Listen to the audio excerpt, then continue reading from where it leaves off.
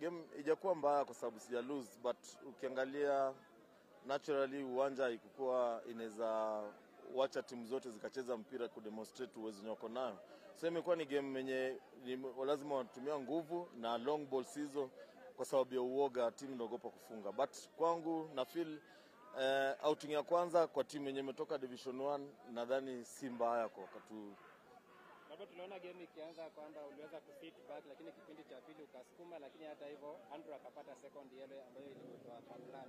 Labda what was the plan? Plan ilikuwa, unaona leo nimecheza na holding wawili, najua Talanta wana vijana wale wako pesi na wanacheza. So nilikuwa nataka ni wa deny time na ile space katika area yangu ya wao kucheza.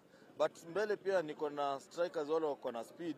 So nilikuwa najua anytime watakuja nikiwa na holding wawili hizo space itakuwa less, na anytime nikipata ball natumia wale strikers wangu kwa sababu ya speed, na umeona opportunities wamepata, wameattempt golini, but hatukufanikiwa katika kufinish zile mpira.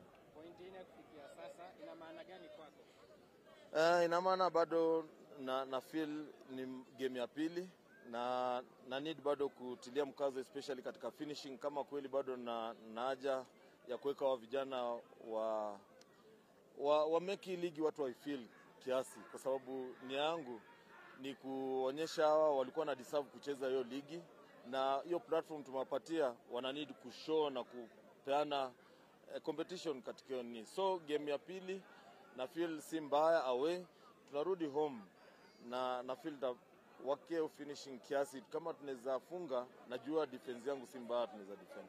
Last weekend tuliona ukiweza kucheza upande ule wa Awendo ambao ni mbali sana na nyumbani penye home base iko.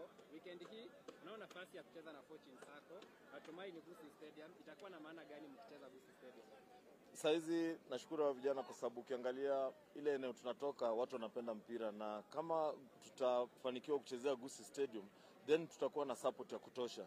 Na hiyo support ina maana sana kwa vijana kwa sababu wametoka katika ligi yenye wana need kusapotiwa. So naamini kama tutachezea Gusii leo hatujafungwa, last week tulichukua 3 points, kuna watu wanataka kuja kuona hao vijana wanacheza vipi, na hiyo ni plus kwetu.